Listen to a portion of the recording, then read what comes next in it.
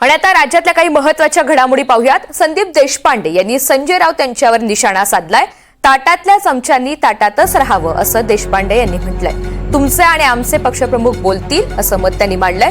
तुमची चमचेगिरी आणि चमकोगिरी बंद करा असा खोचक सल्ला संदीप देशपांडे यांनी खासदार संजय राऊत यांना दिलाय। त्यांनी एक ट्विट केलंय, पाहूयात। ट्रम्प पासून गल्लीतल्या नगरसेवकाला प्रश्न विचारणारे आम्हाला सल्ले देतात की प्रश्न विचारू नका, मग आमचाही सल्ला आहे ताटातल्या चमच्यांनी ताटातच राहावं। बाहेर येऊन घास भरवण्याचा प्रयत्न करू नये। जे बोलायचं आहे ते तुमचे आणि आमचे पक्षप्रमुख बोलतील। तुमची चमचेगिरी आणि चमकोगिरी बंद करा। विश्वप्रवक्ते असं म्हणाले की आम्हाला प्रश्न कोणी विचारू नये। गल्लीवरनं दिल्लीपर्यंत प्रश्न विचारांनी आम्हाला सल्ले देऊ नये की आम्ही कोणाला प्रश्न विचारायचे आणि काय विचारायचे। ताटातले जे चमचे असतात ना, त्यांनी चमच्याचंच काम करावं। त्यांनी बाहेर येऊन घास भरवण्याचा प्रयत्न आम्हाला करू नये।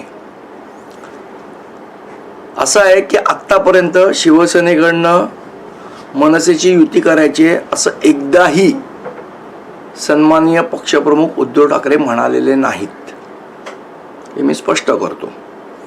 त्यामुळे कोणी काही त्याच्यावर बोलण्याचा विषयच येत नाही। जे चमचे आहेत आजूबाजूचे तेच रोज ढिंडोरा पिटवतात सकारात्मक असल्याचा।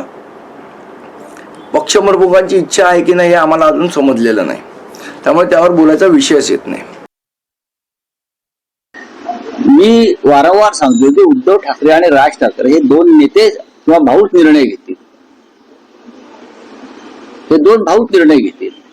आज जे बोलतायत ते राजकारणामध्ये फार उशिरा आलेले।